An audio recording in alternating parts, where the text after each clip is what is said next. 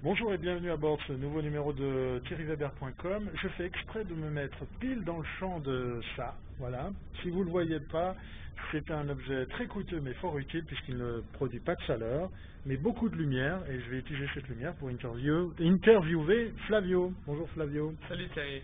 Alors en 2 mots, si tu avais la possibilité de te présenter, qu'est-ce que ça donnerait? D'accord, mon nom est Flavio Rump. Je suis un jeune entrepreneur entre Zurich et San Francisco. On a une petite boîte qui fait du web design pour nos clients.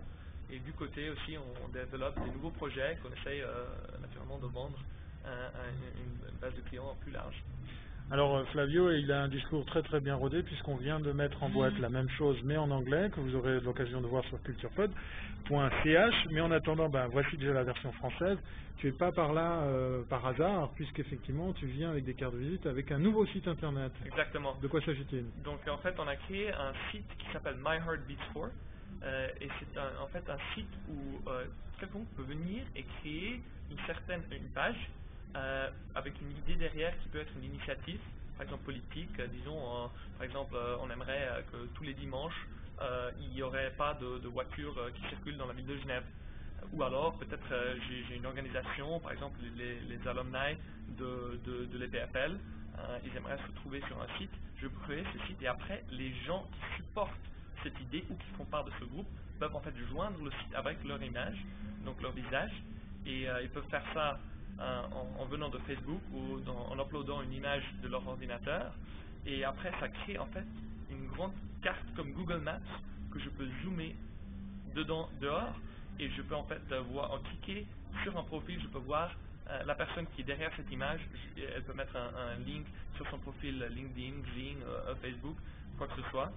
Et donc en fait on a dû faire en fait un groupe Facebook avec un front-end killer qui est en fait beaucoup plus puissant, beaucoup plus intéressant que de ce qu'on voit dans les groupes Facebook d'aujourd'hui. D'accord. En gros, c'est le Google Maps des personnes, puisqu'effectivement derrière on peut mettre des links, on peut mettre un site web ou un compte Twitter, ce genre de choses. Quelle est l'idée qui se cachait là derrière? D'accord. D'où est venue justement Ouais, cette idée? en fait, on avait vu ce qui se passait, qu'il y avait beaucoup d'initiatives politiques qui se créent dans le web. Donc, par exemple, si vous connaissez en Suisse la situation, en ce moment, le gouvernement a justement décidé de caper les stations radio, et donc il n'y a plus encore certaines fréquences qui sont disponibles. Et donc, la radio énergie à Zurich, qui est très populaire à Zurich, on lui a enlevé la licence. Et beaucoup de jeunes, particulièrement, ont été très énervés parce que c'était leur radio préférée. Et ils ont créé un site online où on peut joindre, on peut dire qu'on supporte une pétition pour que le gouvernement redonne une licence à Radio Énergie. Ils ont aussi créé un groupe Facebook. Et on a dit en fait c'est une bonne idée, mais le problème c'est qu'après ce qui se passe, c'est que les gens joignent le site, mais après plus rien se passe.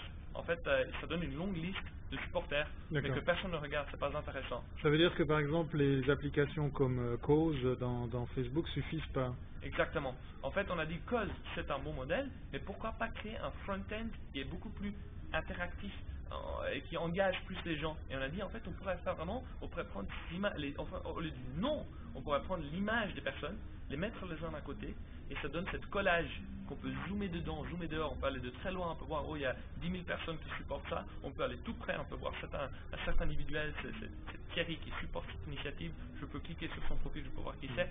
On a l'impression que ça rend l'affaire beaucoup plus visuelle, plus interactive, plus humain aussi, pour montrer qui est derrière cette initiative ou cette pétition. Alors, on le voit bien, toi tu es très convaincu par rapport à l'utilité de cet outil et son usage, mais comment on peut convaincre, par exemple, on parlait des politiques, mais d'autres, comment on peut les convaincre à utiliser ce genre de système? C'est naturellement une très bonne question, et on vient de développer la version, on est toujours en bêta, il n'y a toujours pas tout qui fonctionne parfaitement. On est en train de parler à beaucoup de personnes, beaucoup de gens nous disent c'est très intéressant, j'ai cette idée, oh oui moi je connais ce projet, ou moi j'aimerais l'utiliser pour mes alumni. Donc je pense que ce qu'on va faire, c'est qu'on va vraiment commencer à créer des premières pages nous-mêmes. On invite les gens, par exemple on en a créé une maintenant pour la liste, il y a déjà quelques gens qui sont venus et qui ont mis leur image sur le site. J'y suis, si jamais.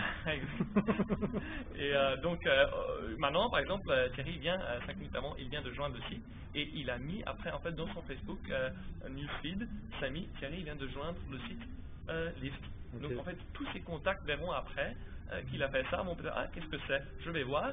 Et donc après, on espère simplement que les gens vont dire, ah, c'est une bonne idée, j'ai cette idée, comme ça, est-ce que je peux faire ça chez vous? Alors je vais reprendre un exemple, tu parlais de l'EPFL, il y a effectivement l'association des alumni.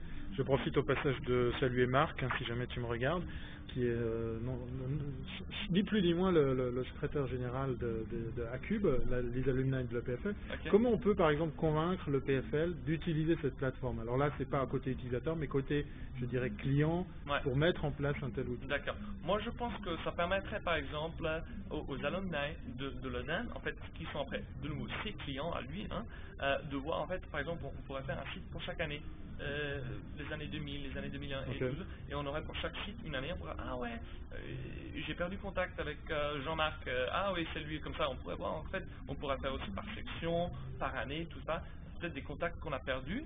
On pourrait les voir parce qu'on se souvient plus du visage, mais plus exactement du nom et du prénom et du nom de famille. Donc notre site permettrait en fait aux alumni de se reconnecter, de se retrouver sur une page, d'être tous sur un site et de se dire aussi, moi je suis quelqu'un qui a fait les PFL. Donc aussi les gens aiment bien s'identifier avec une certaine organisation, une association ou une idée. Et donc après, en fait, ça serait le cas de dire à l'EPFL, à l'association des alumni, écoutez, c'est vraiment un truc qui permet à vos alumni de s'entreconnecter. Ce qui est en fait un des buts majeurs d'une association d'alumni. De rester linké et connecté. Dernière question qui est toujours très naturelle, le business model. Ouais. Qu'est-ce qu'il y a comme business model derrière un tel système? Absolument. On est toujours aussi en train de découvrir en fait quelles sont les possibilités avec lesquelles on peut monétariser ce site. L'une d'autre est justement d'aller chez les PFL, l'association des alumni, et dire écoutez, on a ce projet, on ferait un site exprès pour vous avec votre logo et tout, et on vous donnerait accès aux adresses email, vous pouvez l'individualiser comme vous voulez, et ça vous coûtera peut-être 1000 francs par an, par exemple.